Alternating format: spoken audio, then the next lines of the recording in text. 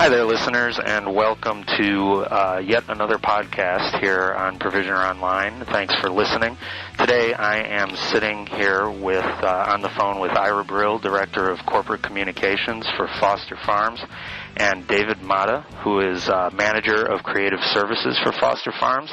And Ira and David have joined me today to talk about a new merchandising effort, if you will, communications out to the consumer marketplace about Foster Farms products. Ira explained it a little bit to me offline in a very good way. So, Ira, I'll just ask you to kind of launch into it from an overview. What is the overall goal of this merchandising initiative, and why now in terms of launching it to the consumer public?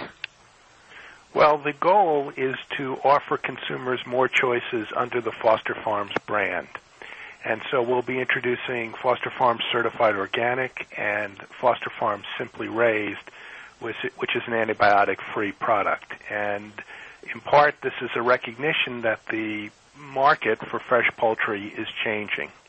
And the characteristics of these products are increasingly in demand. And David has been responsible for developing the new packaging, which will be expressed across the complete line of products. And David, talk about some of the creative that has gone into that.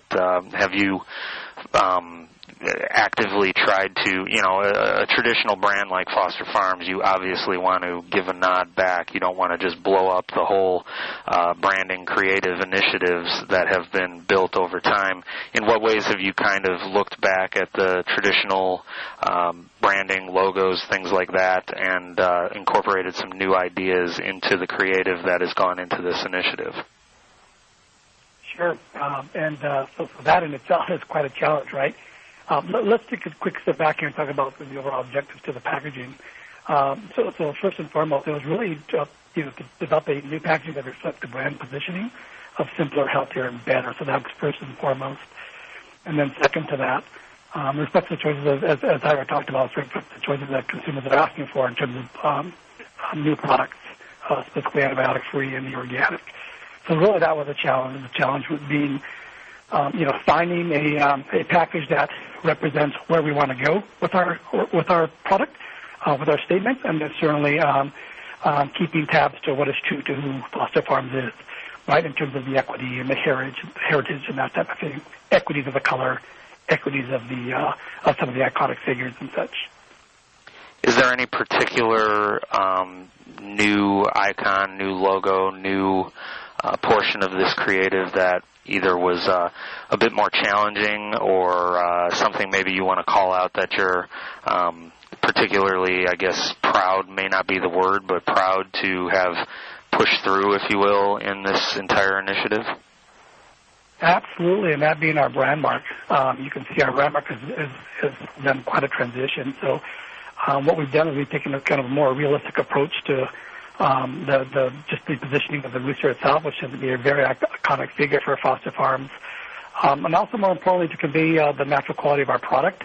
Really connotes like a safe and open environment, so an uncaged new rooster, if you will. Mm-hmm. And certainly with maintaining all the equity colors that are consistent with Foster Farms, which are the yellows, the reds, and the browns. Now, how often has Foster Farms embarked on something like this before? Ira, this may be more a question for you, or David, you can answer it too. Is this something that was long overdue? Is this just part of the kind of natural cycle of the branding creative type initiatives that happen at Foster Farms? Give me some perspective as to where this fits into the grand scheme of things as far as Foster Farms goes. Well, I think this logo is almost 20 years old, and because the brand is so trusted by consumers, you really don't begin to change the brand mark haphazardly. And I think really this whole packaging initiative is representative of the way the company is evolving in terms of providing a broader range of choices for consumers and trying to reflect, I think, a more contemporary look, as David said, but while retaining the equities that continue to make the brand as trusted as it is. And is the initiative done and over with, or are there still creative things that you'll be launching moving forward? Here as we sit in March of 2015, where do we stand? Are you finished, or are there other things that'll be hitting the marketplace soon or later this year, or anything along those lines? David? Yeah. Okay, so it's actually the answer to both of that is yes, we're finished relatively. So we're finished with the fresh frozen package, the fresh packaged chicken packaging. So that portion is actually completed. As a next step, then we're going to adapt the creative and the graphics across other lines of Foster Farms products. So that is still in transition, and that'll probably go on for another 3 to 4 months. And it's not simply the packaging also. We're going to be changing the graphics on our trucks. We're going to be launching a new website, although that'll be later in the year. So the look of this packaging will be reflected across all of the communication touch points of the company. The new logo will be in new television commercials. We'll begin airing probably in late May. So it's very much I think, significant move on the company's part. Yeah, it sounds like a complete transformation of all the graphical elements you would be launching to the marketplace in any way, shape, or form, which makes sense. I mean, if you're changing the brand mark, you've got to modify it throughout, of course. So that makes complete sense. So anything interesting? Oh, go ahead. Sorry. I said even business cards. Yeah, right. Absolutely. Exactly. Right. You get those all transitioned over. I can understand that. We've done a couple brand mark changes in our time as well, and every time we do that, it's new business cards across just to start with. So I hear you. What is this indicative of anything else that we can possibly expect from Foster Farms in terms of product launches, in terms of new lines, line extensions, or would that be reading too much into what's going on here with the creative changes?